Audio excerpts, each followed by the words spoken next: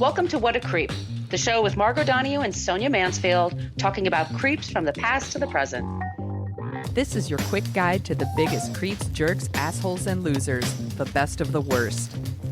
From two nice ladies who want the world to be a little less creepy.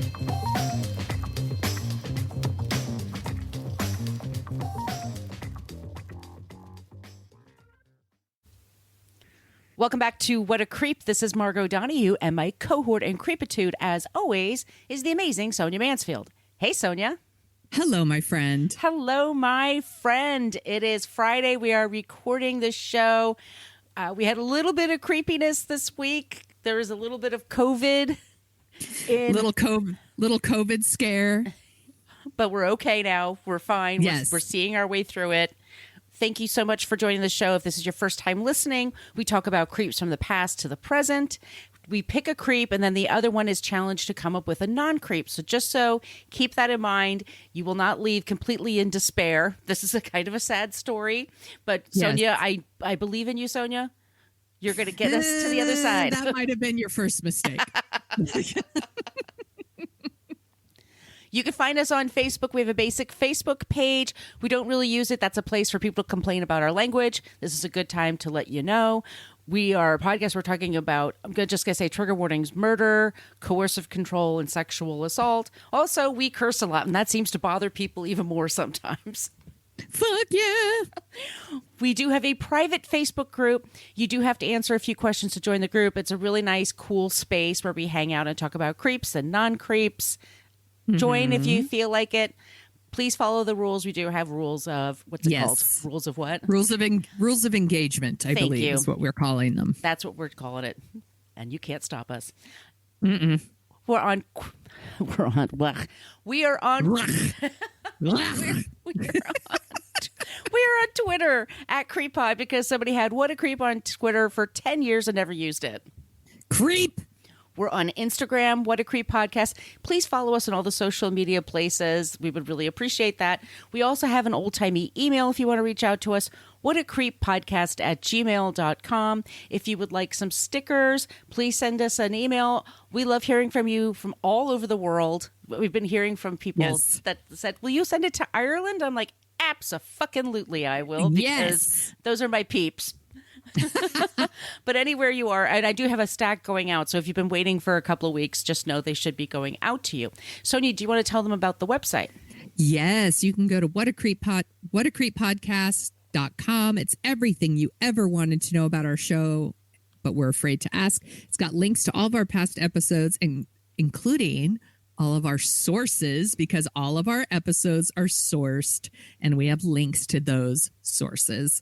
You can also go to our merch shop and you can get t-shirts and journals and tote bags, face masks. You can get all the things. We've got our logo. We've got Damn It, Max. I just heard him barking. Yeah, Max was barking right before we hit record. Damn it, Max. We have all kinds of good stuff. And we also have a link to our Patreon page. Do you want to tell them about that, Margot? I do, Sonia. We have a bunch of people that just joined our Patreon page. Thank you to Jade, Britt,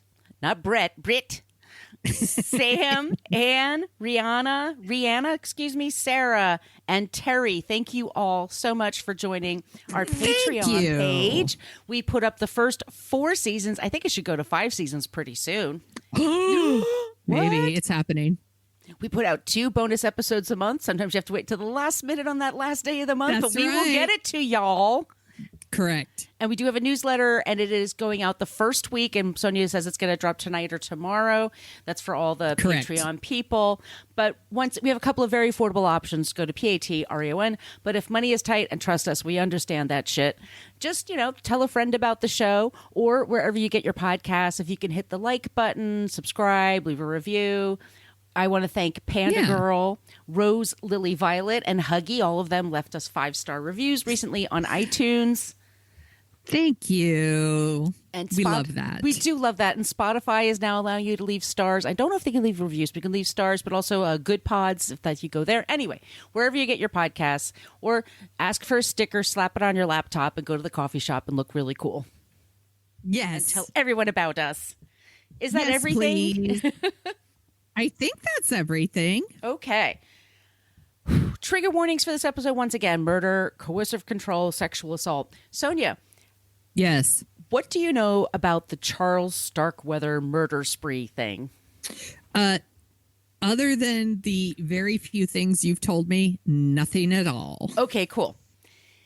Charles Starkweather was 19 when he took his 14-year-old girlfriend, 14, Caril Ann Fugate, through Nebraska and Wyoming in January of 1958. He went on a murder spree that ultimately took 11 lives, including her baby sister.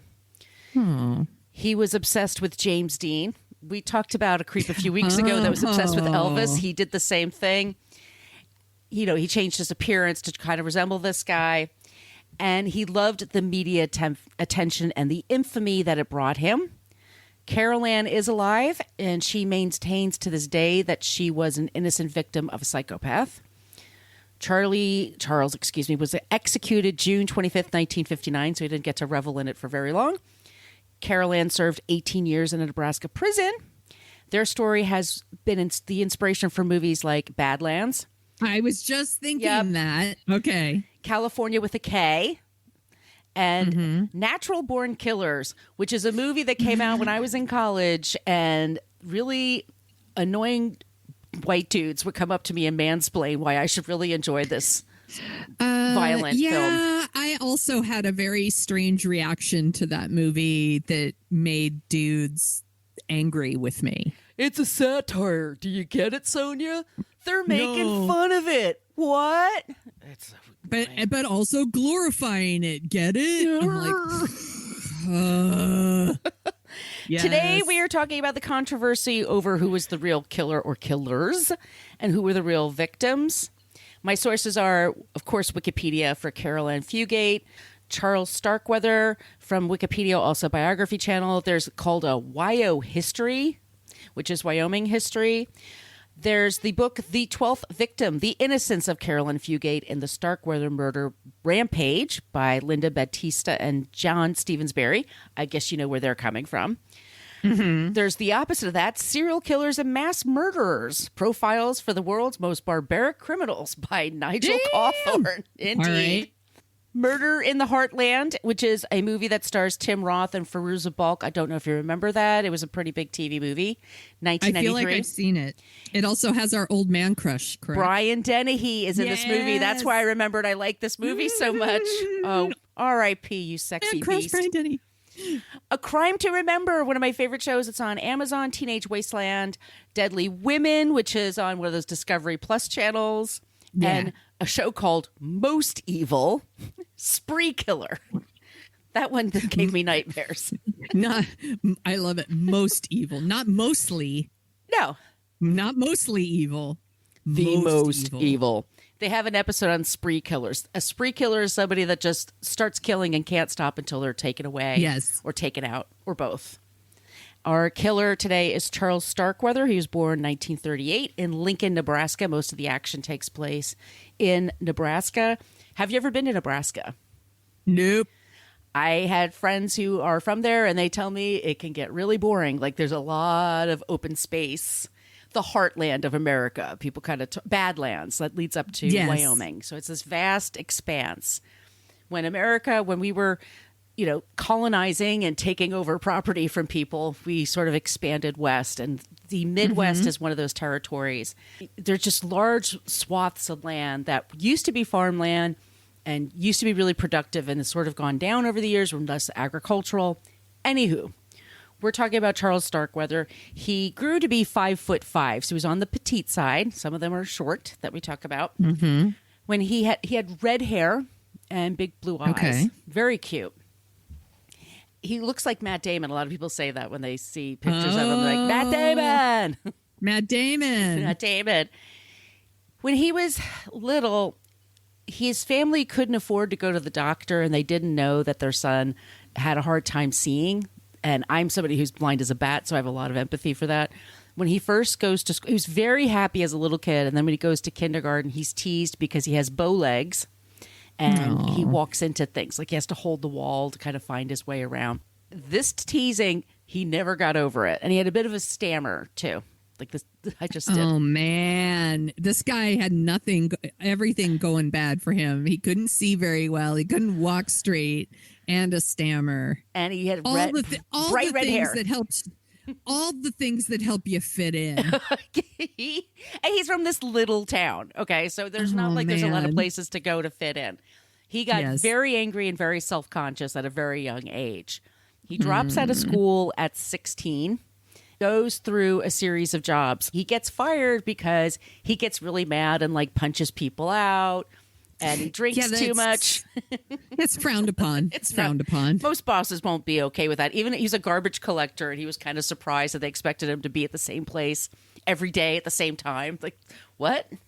Don't we just do this when we feel like it? No. He has a really good friend who's dating Caril Ann Fugate's sister, Barbara. Barbara's like 2 or 3 years older. Caril Ann is 13 when she meets him. He's 18. He's 5. Now, there's 2 stories that are going to diverge in a second. So so you have to figure out who you're going to believe here. She says they just made out. They just held hands. They, went to second or third base, but they didn't have sex. He would say they had sex all the time. Mm-hmm. They are, they're very intense, as relationships can be when you're really young. And he, like I said, he's somebody who's sporadically employed, sometimes has a home, sometimes doesn't have a home, but he's completely obsessed with her. So November 30th into December 1st of 1957, he goes to a gas station and he's running behind on his red. He's been locked out of his apartment. He knows Caril Ann's parents think he's a big loser and he just needs some money. So he decides to go just out of town and rob a gas station. And he puts, a mask around his face, like a scarf around his face. Mm-hmm. But he's got that big red hair. And I was just going to say, I'm like, how do you do that when you live in a small town? Everyone knows what he looks like. Get out of here, Charles. Stop it, Charles. Unfortunately, the gas station attendant, Robert Colvert, who was 21 years old, just served in the Army, married, had a baby on the way. This was Charlie's first time trying to rob somebody with a gun, and he got really nervous. And Robert, it was his first goddamn night working the night shift. Oh, for Christ's sake. And he couldn't open the safe. And he was like, just take everything. I don't care. Just go. Right. And Charlie's so mad that he takes him in the car and drives away with him and kills him. Oh. And he got a couple of $100 from it. It's like not worth it. Of course not. No, we're not. For like a little bit of money. It's so fucked up. Yeah. Well, as the legends would say, the all killer no filler. We're not hero worshiping here. Like this is all fucked up. So Charlie, being the genius that he is, the cops don't know who did it because there's no witnesses and there's no like DNA or anything like that at the time. They're not getting hair fibers or shit. This is sort of like, I got a hunch. I bet it's a drifter that nobody knows. Yeah, and they don't have security cameras and things like that. Right. They're not a thing. Right. Charlie immediately gets a bank account, pays 3 months of rent, and buys jewelry for his girlfriend. Where did this money come from? Yeah, everyone's like, yeah, it's totally normal. Nobody questions it. Christmas happens, and the parents, he gave Caril all these, like I said, this jewelry, and they're like, where is he getting money from? What the hell is going on here? And you're 14 years old now. There's people who describe her as, one girl called her a snit, S-N-I-T. She was a real snot. Like she was sassy. She had an attitude. She didn't like to wear dresses. She preferred to wear jeans and a button-down shirt. She was her own person, for fuck's sakes. Yeah. And she's an adolescent, for Christ's sakes. Yes. They're not known for great moods. Yeah, I was just going to say, teenagers are always so loving and polite and sweet. Very welcoming of one another. No judgment at all. Yes. Caril Ann and her mother leaves Mr. Fugate, Caril's father, and remarries. And she marries a man who's like 20 years older than her, and they have a baby named Betty. Excuse me. And Betty Jean is like Caril Ann's like pet. She adores this little baby. So her older sister marries the guy that she was dating, and she had a babysitting gig. And Caril Ann takes over the babysitting gig. She works from 4 p.m. to 9 p.m.